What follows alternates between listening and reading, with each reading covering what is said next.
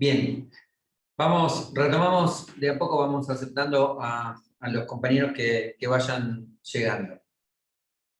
Nosotros vamos a hablar ahora, o vamos a seguir a Richard Hall en el texto que les habíamos dicho, para hablar de cambio organizacional. Hay muchísimas definiciones de la idea de cambio. Uno podría caracterizar, y seguramente esté dejando afuera, algunos de los fenómenos que caracterizan el cambio organizacional, que tipifican el cambio organizacional, pudiendo decir que los cambios organizacionales son procesos con mayor o menor especificidad, que parten de una determinada situación que es vista como problemática, mejorable, crítica, dependiendo de la situación, y que define un escenario posible al cual avanzar, al cual dirigirse, al cual gestionar. Y ahí aparece un concepto bastante moderno de la gestión del cambio en las organizaciones. Este concepto de gestión pareciera ser como un verbo agregado a cualquier cosa que se le pueda agregar, da idea de cierta, digamos, inteligencia en el proceso, ¿no? O sea, gestionar el cambio. Bueno, ¿qué significaría gestionar el cambio? Bueno, ni más ni menos que tratar de hacer de que el cambio se cumpla. Entonces, a partir de ahí se abre una discusión en ese proceso, es, bueno, ¿qué es mejor para que el cambio se cumpla? Que el cambio esté bien hecho, o que se defina, por ejemplo, con claridad a dónde queremos llegar. A partir de esa idea, y siguiendo a Hall, el cambio es un proceso que se origina antes del cambio en sí mismo y que no termina sino hasta la evaluación de la aplicación, hasta la evaluación de lo que pasa en realidad con ese cambio. El autor lo que dice es, para tratar de pensar el cambio y facilitar el cambio, y disminuir. Hoy, disculpen que mire así como para el costado, pero me aparecen gente que se está sumando. Hay una opción, me parece, para que se agreguen directamente. Después la voy a buscar para hacerlo más fácil. Hall lo que plantea son ciertos elementos, ciertas circunstancias a tener en cuenta para que el cambio pueda ser lo más operativo posible. Uno podría dividir como en dos grandes grupos todos estos fenómenos, todas estas cuestiones a tener en cuenta para que el cambio sea lo más operativo posible. Uno podría decir, Hall no lo hace, lo podemos hacer nosotros, uno podría decir, bueno, cambios más vinculados con la estructura de la organización, con lo formal, cambio menos vinculado con la estructura y más vinculado con las relaciones humanas. Karina, está en la configuración de la reunión antes de programarla. Preguntar si querés editar la sala de espera o que entren directamente. Ok, mil gracias. Para la próxima ya lo hago así. Tampoco molesta mucho, ¿no? Pero bueno, fantástico. La próxima lo hacemos así y entran todos. Entonces, podríamos dividir las cuestiones a tener en cuenta que plantea Hall en dos grandes grupos, más vinculadas con lo formal, ¿sí? Con la estructura de la organización, y más vinculadas con lo que nosotros vimos como relaciones humanas, es decir, con los fenómenos informales, de grupo, de compañerismo, de personas. Dentro del primer grupo de aquellos factores que deberíamos tener en cuenta al momento de trabajar en una organización, que inciden en el cambio vinculados con la estructura, el autor menciona el costo del cambio, lo voy a escribir, así me queda, y después seguimos esa idea, ¿no? Vamos a hacer hincapié más en los otros, más en el de relaciones informales, más en el de relaciones humanas. El costo del cambio, la rentabilidad del mismo, la compatibilidad con otras áreas de la organización. Lo voy mostrando así, no lo pueden ir anotando. El estatus científico.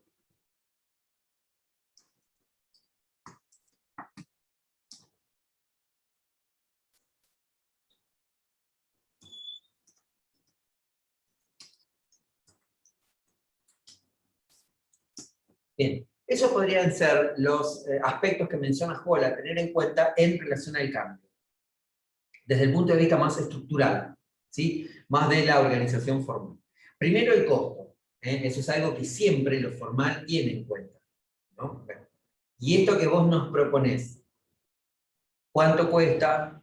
¿Cómo se puede dividir el costo en etapas? Ese cambio que estamos proponiendo, o que estás proponiendo, ¿qué rentabilidad le va a implicar a la organización? ¿Qué grado de compatibilidad con otras áreas de la organización tiene el cambio? Esto es un tema técnico. Por ejemplo, yo no puedo hacer, por dar un ejemplo que muchas veces pasa, y que es un lío en algunas empresas, con este tema de controlar más al personal, de que no se pueda, digamos, uno fichar por el otro, hacen poner el dedo. ¿No? Porque en la medida que yo no le saque el dedo a un compañero de trabajo, no puedo marcar por el compañero de trabajo. ¿Bien? Bueno, todos, o incluso en muchas empresas, el tema de la vista, ¿no? Es decir, que en vez de poner el dedo sea como una especie de electroprint. Todos esos procesos, todos esos programas tienen una tecnología bastante avanzada, ¿sí? Porque ustedes se imaginarán que hay que tener una base de datos con las huellas digitales de todos, etc. Bien, ahora, cuando ese presentismo hay que transformarlo en horas de trabajo para que sueldos liquide, si a sueldos no lo cambié, no lo adapté, no lo compatibilicé en el sistema de sueldos con ese sistema de fichada, resulta que sueldos no va a poder liquidar las horas porque no va a leer ese nuevo sistema. Bueno, muchas veces pasa que queremos que una parte de la organización sea lo más eficiente de lo más eficiente y no pensamos cómo condicionamos de esa manera, con nuestro cambio, otras áreas de la organización. Entonces, por eso el autor ahí menciona, por eso ahí el autor menciona, o lo trata de entender, es, tengamos en cuenta, cuando de tecnología hablamos, por ejemplo, que nuestro cambio puede impactar, puede incidir de manera negativa en otras áreas de la organización.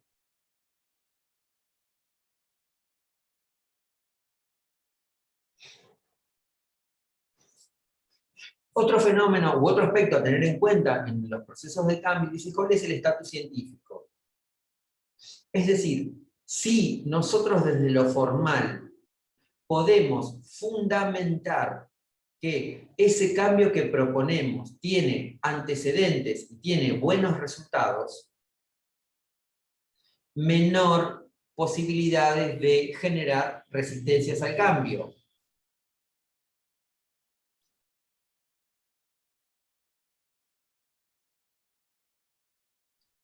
Y esto ustedes fíjense cómo, acá estamos hablando de la ciudad, pero ustedes fíjense cómo ninguno de nosotros, y la gran mayoría de argentinos y argentinas, nunca leyó una revista científica o una publicación médica.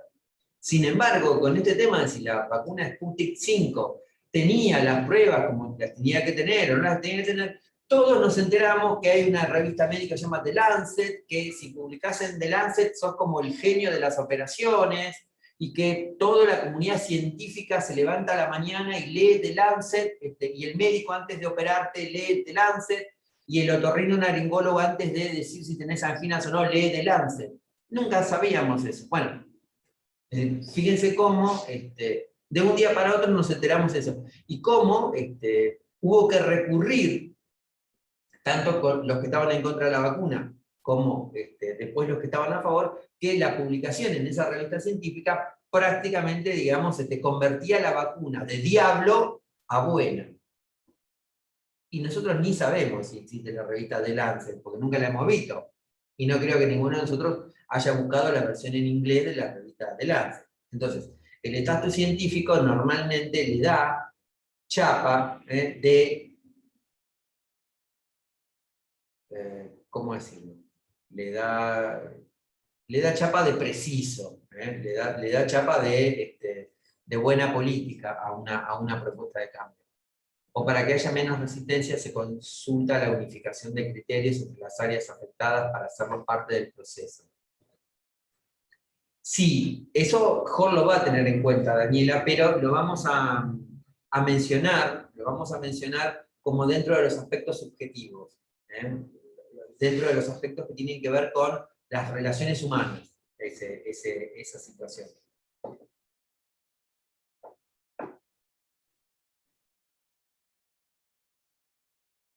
Hasta ahí vamos, más o menos se entiende, digamos, a qué nos estamos refiriendo.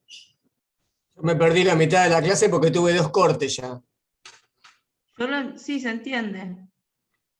Y vos te perdiste y sos el profesor, ¿eh? Y tengo 2 cortes, ¿qué querés que haga? Únicamente Tengo 2 cortes. ¿Probaste pagar la factura de internet? Tendré que pagar la factura atrasada, tengo más o menos 7 meses sin pagar. 7. No, todos los días es. Espero, ya veo cuando esté dando clases me van a empezar a boicotear. Bueno, no importa, ahora parece que no.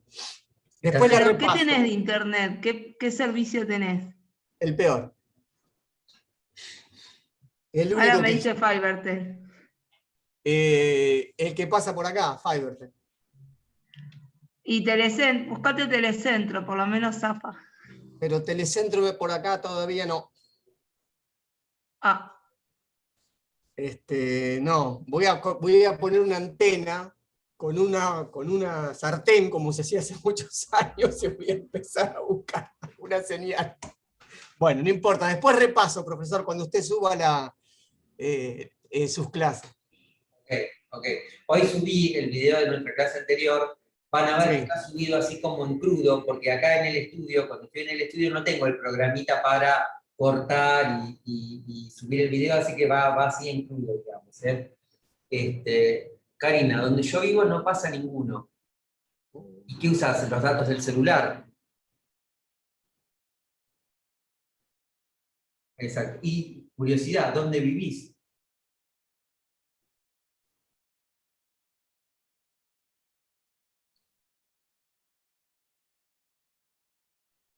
Claro, pedí 1,93. Ah, bueno, pero es bastante urbano. Sí, bueno, hay zonas que por ahí, yo, por ejemplo, tengo una chica que trabaja con nosotros, que en Los Hornos directamente Speedy le canceló internet por el robo de cables. O sea, se fueron de la zona. Vos sabés que, hablando de eso, en la zona de 44 y 163, que es donde yo trabajo. Ella vive en 1,93 y no llega. Me llaman por teléfono al celular y me dicen, te estamos llamando al teléfono fijo y da ocupado. Nadie contesta. Entonces llamo telefónico. Usted casi 35, acá en el campo solo pide con el teléfono fijo. Claro. Y se robaron los cables en 42, 61, 42, 161 y 162. Entonces desaparecieron todos los, mutaron todos los teléfonos de la zona. Y ahí no hay fibra óptica. Entonces estamos viendo a ver qué es lo que podemos contratar para tener un mejor servicio de internet. Pero me comentaban de que empezó nuevamente todo este problema del robo de los cables en muchos lugares. Sí, justamente nosotros tuvimos un problema acá, que estamos casi en medio del campo, nadie ve si roban o no, y se llevaron los cables y estuve justo antes de que empezaran las clases 2 meses sin teléfono ni internet, nada, aislada del mundo. Sí, en otras circunstancias sería bárbaro, pero ahora no precisamente. Bueno, cosas que pasan. Sí, sí. Bueno. Sí, ahí fíjense, ahí vamos a usar como ejemplo eso, digamos. Fíjense cómo lo formal no siempre puede dar cuentas y siempre va atrasado de de lo informal, de lo instituyente, aunque en este caso lo instituyente tenga que ver con el robo o actos ilegales, no quiero justificarlo. Pero fíjense cómo hay un decreto de necesidad de urgencia que dice los servicios de telefonía e internet son un servicio esencial y por lo tanto regula cierta, digamos, dinámica, básicamente la de los precios, y cómo eso que podría decir uno buenísimo, buenísimo que en una situación de aislamiento ese servicio sea considerado esencial, entonces no me lo puedan cortar si no pago, etcétera, etcétera, cómo en la práctica el hurto, el robo de materiales, es decir, cualquiera de nosotros, convertido por la necesidad, por lo que sea, en un hurtador de cables, puede tirar abajo el superdecreto de necesidad y urgencia. Es decir, lo formal puede tener mucho poder, pero en la gran mayoría de las veces, lo instituyente, la práctica, con poquito poder, puede condicionar muchísimo. Porque en este caso, digamos, del dicho al hecho y un largo trecho. Bueno, claro, si usted fíjese, el gobierno puede decir, nosotros vamos contra las compañías oligopólicas, porque el servicio de comunicaciones en Argentina es, si no monopólico, oligopólico. Vamos en contra de las compañías defendiendo a los consumidores, pero en la práctica no tiene mecanismos para que en determinados casos ese poder regroso formal, ese poder de policía regroso formal, pueda materializarse. ¿No? Bien. Bueno, entonces, habíamos visto hasta acá algunas caracterizaciones o algunos aspectos de ciertas resistencias al cambio o ciertas consideraciones a tener en cuenta para que la resistencia al cambio pueda al menos disminuirse, pueda como mínimo anticiparse. Porque ese es un concepto, yo lo iba a decir al final, pero me salió ahora. Lo que deberíamos tener en cuenta como profesionales es que debemos anticiparnos a qué resistencias puede crear el cambio que proponemos. Debemos, digamos, casi es más exitoso pensar cómo contrarrestar las resistencias al cambio que proponemos, que no en sí en la propuesta de cambio. Pero esa es una opinión, no necesariamente tenemos que estar de acuerdo. Bien, Marcelo, discúlpame, perdón que te interrumpí, porque lo que vos estás diciendo es muy interesante. A ver, tendríamos que partir de la base que toda propuesta de cambio va a traer un núcleo de resistencia. Es prácticamente imposible que vos propongas algo en algún lugar distinto y que no surja algún tipo de resistencia. Y a partir de ahí, como pensar como dos escenarios. Uno, lo que quiero hacer, y otro, cómo contrapongo el discurso de la resistencia, ¿no? Es una cosa así, una estrategia así. Sí, exacto. Sí, eso es bien. Ahí Ayelén introduce un tema que es interesante. Me pasó algo gracioso con Faber, él dice, desde que salió el decreto de necesidad de urgencia, me ofrecían por un menor valor el mismo servicio que yo tenía. Traté de pasarme y me cortaban la llamada cada vez que iniciaba el trámite. Se resolvió cuando le pedí a un amigo hombre que negocie por mí. Que la negocie por mí.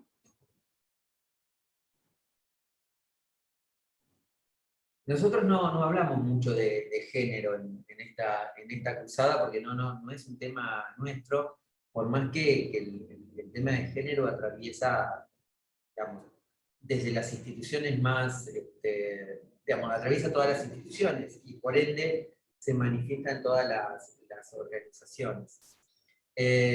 La verdad que sería interesante verlo desde esa perspectiva, ¿no? Como una campaña publicitaria o engañosa, lo que sea, de cómo te doy más barato lo mismo que te cobraba antes, que implica tocar, digamos, decir, mirá, te estoy beneficiando porque te doy más barato, lo mismo que antes pagabas es más caro, o la caso contrario, mirá, te estaba estafando, che, la verdad, te lo digo elegantemente, pero antes te estaba cobrando de más. Exigieron tarifas más bajas porque subieron un montón. Sí, bueno, todas las empresas tienen un margen, todas las empresas tienen un margen para disminuir, e igual van a seguir ganando, digamos. Es decir, este tema de las telecomunicaciones tiene una gran ventaja. Es caro la instalación de la estructura, la instalación de la antena, por así decirlo. Pero después esa antena puede abastecer millones de conexiones al mismo tiempo. Entonces, requiere una inversión fuerte de entrada, por eso no cualquiera puede competir en ese mercado, pero al mismo tiempo, una vez que estuvo hecha la inversión, la rentabilidad es cuestión de sentarse y esperar. Es así. En todos los países del mundo, la conectividad es algo que en la jerga se llama un mercado regulado. Para que se entienda, ¿qué sería un mercado regulado? Sería aquel mercado en el cual hay competencia, aquel mercado en el cual hay disputa por el consumidor, pero que el Estado fija ciertas reglas sobre las cuales todos los competidores tienen que funcionar. No se pueden escapar de ese conjunto de reglas.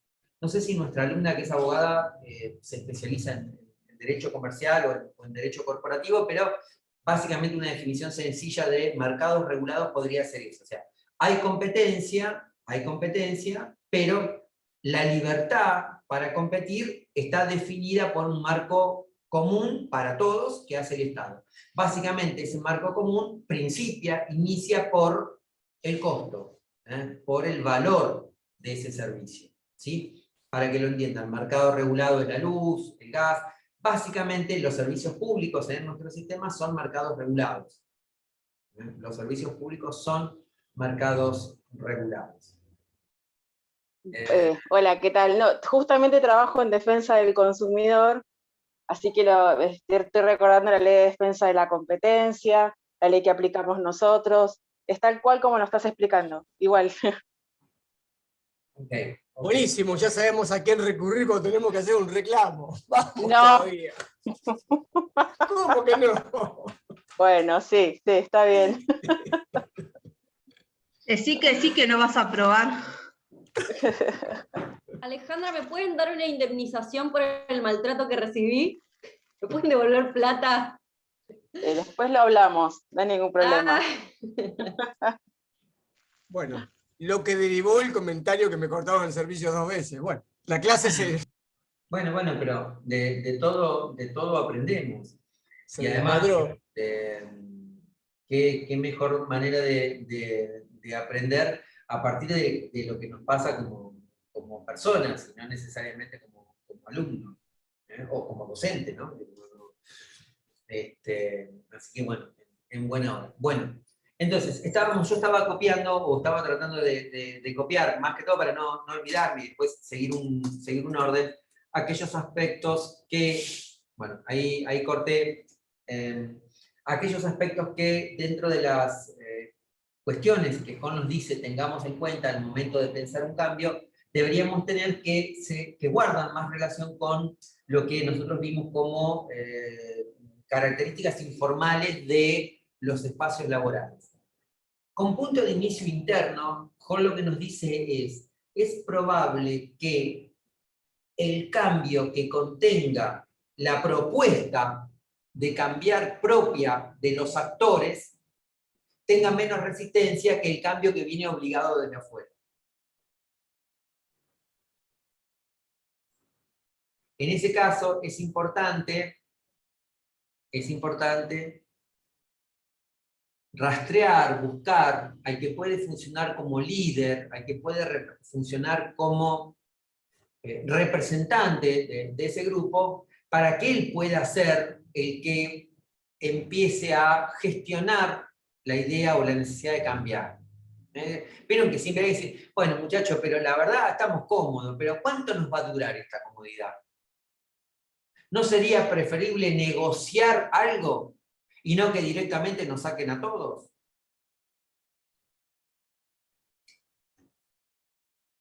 ¿Cómo se llamaba esta función? No te entendía, Yelén. Me acuerdo que habías dicho el costo de cambio, la compatibilidad con otras áreas, y ahora estábamos hablando de otra que me perdí el nombre, me distraje. Porque ahora pasamos a los aspectos más vinculados con lo informal y estábamos en el punto de inicio interno, de cuando uno de nuestros trabajadores o trabajadoras del área, del sector, de la organización, plantea y dice, muchacho, pero estamos bien, pero ¿estamos seguros que esta comodidad va a durar? ¿Mm?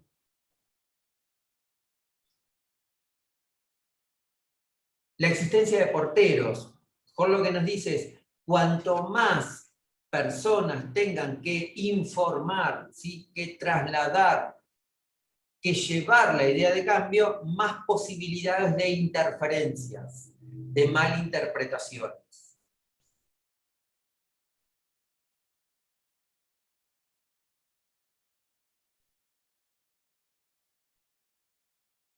Por lo tanto, lo mejor es que el cambio inicie lo más cerca posible de donde materialmente se va a tener que aplicar.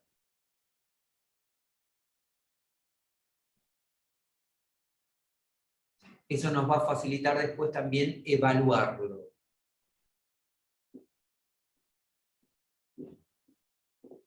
Bien, en relación al riesgo e incertidumbre que crea, guarda relación con lo que veníamos diciendo de tratar de germinar el cambio internamente en el grupo. Cuanto mayor el actor perciba riesgo o incertidumbre en ese cambio, mayor va a ser la resistencia que va a desarrollar. En algunos libros, en algunos autores, esto lo ven como amenaza. Cuanto más amenazante sea el cambio para el actor, más posibilidades que se oponga al cambio. Esto es muy común en los cambios tecnológicos, en los cuales una computadora liquida el sueldo más rápido que una persona. ¿Bien? Bueno,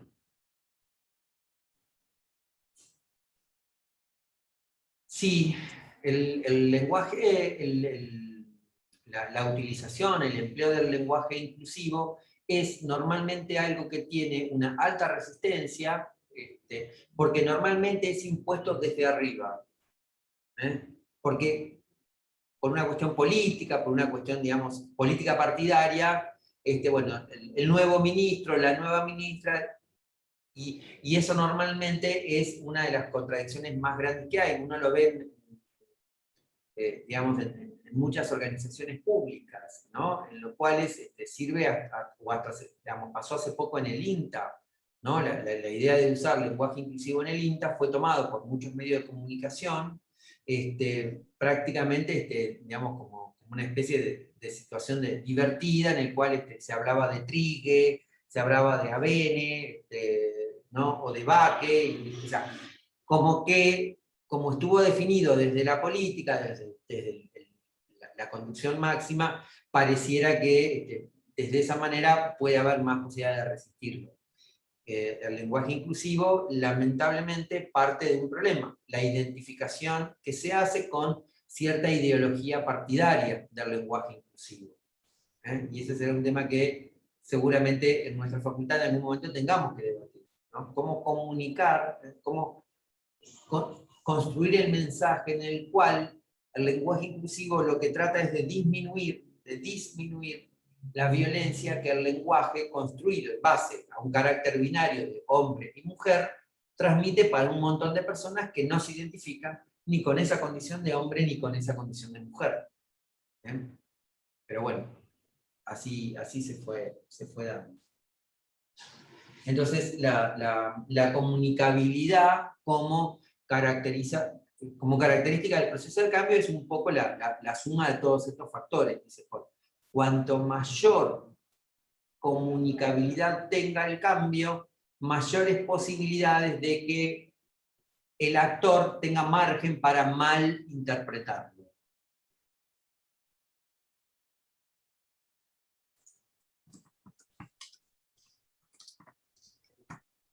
Y los otros que menciona Hall, me voy a estar olvidando de varios, pero en todo caso los repetimos, los terminamos en la clase que viene para no llenar. No, en el apunte están todos igual, están todos bien enumerados. Después se los tomo en un parcialito, quédate tranquilo. Ok. Otros dos que son interesantes son, para Hall dice, cuanto mayor la organización pueda hacer ver a los actores que ese cambio va a mejorar su ventaja relativa percibida en relación con el resto de la organización, más posibilidades de hacer suyo el cambio. ¿Qué es lo que está queriendo decir? Vamos a tratar de ejemplificarlo en un tema práctico.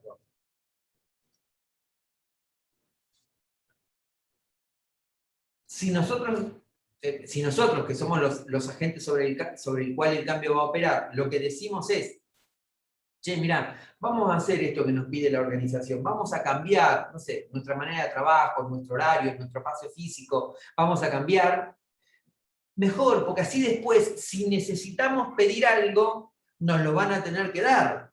Es decir, vamos a estar en ventaja en relación con el resto porque nosotros hemos sido parte de este proceso de cambio. Esto, llevado a los obreros de Elton Mayo, que no se les cambió la iluminación y producían más, es lo mismo. Es decir, ¿por qué esos obreros que no se les cambiaban las condiciones físicas ni económicas producían más? Porque se autorreferenciaban como un valor importante para la organización. Bueno, esto es más o menos lo mismo. ¿Sí? Es decir, para decirlo de otra manera, la ventaja relativa percibida es, de esto podemos tener una ventaja. De esto podemos tener un beneficio, podemos negociar, ahí está, podemos negociar un beneficio más adelante.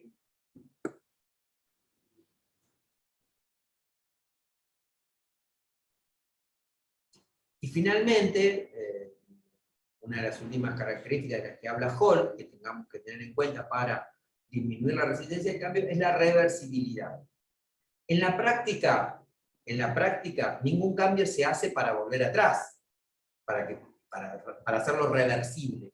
Pero toda gestión del cambio debe contener alguna posibilidad de reversibilidad, es decir, de retornar a la situación de origen.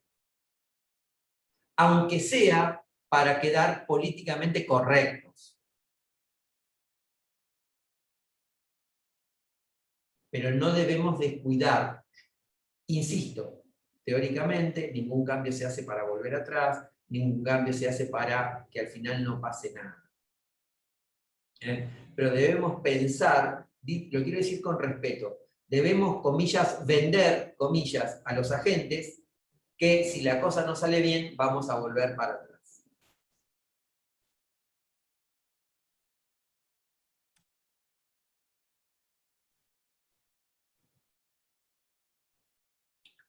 Bien. Les vamos a pasar después el texto de Hall. Se los paso yo a Alejandro porque lo voy a iniciar cuando él directamente empieza a hablar de estos fenómenos a tener en cuenta. Toda la primera parte no, para hacerlo más concreto en esto. Y en todo caso, la clase que viene, que ya es nuestra última clase de mayo, haremos como un repaso y vincularemos esta idea de cambio con la de desarrollo organizacional que habíamos empezado a plantear. Tomamos un parcial virtual, hacemos una experiencia. En algún encuentro anterior. ¿Cuántas sonrisas veo ahí? No, a ver, sí, además yo tengo una copia muy fea de ese texto, estaba pensando, lo estaba mirando recién. Ya encontré el tema de la fusión de bancos, así que a pedido de María de los Ángeles lo voy a complejizar bien. Pero sí, está bueno porque yo tengo una copia que está fea, escaneada. Ok, yo escaneo el libro, lo encontré, lo tenía acá en... Qué bueno. en el trabajo. Pensé que lo había buscado en casa y lo tenía acá. ¿Alguna duda o cuestión que les haya hecho ruido con lo que dijimos o no haya quedado o no estén de acuerdo? Les vamos a subir en estos días el video de hoy, digamos, y el texto de Hall, y en todo caso iniciamos el encuentro del próximo jueves, abriendo, digamos, a discusión o a intercambio de dudas después de que lo han leído y por ahí lo han podido trabajar un poquito mejor. Tengan a mano el práctico 3. Vamos a trabajar ahora, vamos a hacer una práctica. Así podemos cerrar con esta metodología de analizar cuestiones, no cerrar, pero sí dar, aunque sea un pasito